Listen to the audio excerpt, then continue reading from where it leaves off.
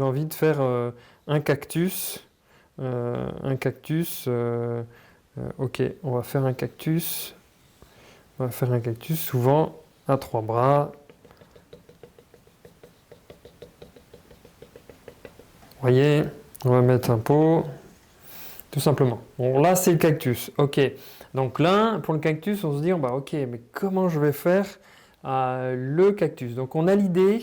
On a donc on a par exemple trouvé un cactus ou on a envie de faire une reproduction d'un autre produit en chocolat. Et bien on se dit, bon, ok, je vais prendre. Là, j'ai ma base. Ok, j'ai ma base qui va me servir de support. On va dire voilà, j'ai mon carré en chocolat. Ensuite, j'ai donc mon tronc, hein, où là, ça va justement être la structure. Et pour la structure, on va regarder qu'est-ce qu'il faut pour que les bras, on va dire, soient vraiment plutôt costauds et qui puissent être solides une fois que la pièce est finalisée. Eh bien, là, par exemple, vous voyez, là c'est le dessin. Je vais prendre une autre couleur et vous montrer justement le support en chocolat. Moi, je vais faire éventuellement un œuf ici qui va être coupé pour avoir une meilleure assise. Là, c'est la même chose. Je vais en faire un autre ici, un gros œuf ici, vous voyez, donc, qui vont se coller ici. Je ferai un œuf ici, vous voyez, mais qui a une grande assise qui est collée. Pas juste un œuf collé comme ça et puis je vais faire l'œuf. Ce ne serait pas assez important en termes de collage, quoi, hein, de surface pour coller. Donc ça fait partie de la structure. Comment on décide au niveau de la structure pour qu'elle soit bien costaud, quoi. Et donc, alors, on peut éventuellement la mettre en oblique. Vous voyez, par exemple, là, je vais mettre plus grand, mais en oblique, pour qu'il y ait un meilleur appui, en fait, sur la partie de l'œuf rond, hein, sur la partie haute.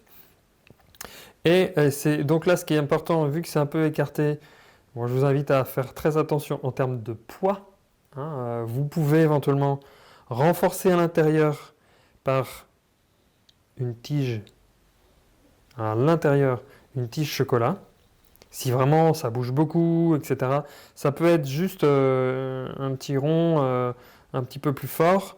Vous mesurez les dimensions qui permettra quand vous allez rentrer donc le chocolat, alors si c'est bien sûr une pièce un peu grande, mais si c'est des pièces un peu légères et tout ça, vous n'aurez pas obligatoirement besoin si vraiment l'œuf est assez costaud. Ensuite, on va voilà, mettre un petit œuf au-dessus pour faire donc la continuité du cactus. Et identique pour celui-ci. Voilà, on fait 2 petits œufs. Et donc là, vous voyez, vous construisez en fait votre cactus donc pour votre décor. Et ensuite, on va faire des petites épines, voilà, tout autour, tout simplement, au corner en couleur d'une couleur qui permet de faire, hein, par exemple, vert sur blanc, par exemple. Voilà, tout simplement. Et donc vous avez ensuite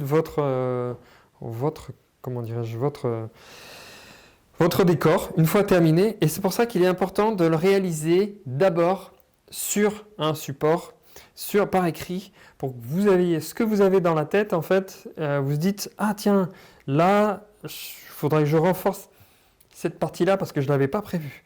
Vous voyez, etc. par rapport à ça, ou qu'est-ce que je pourrais faire pour que ce soit plus costaud en termes de tenue.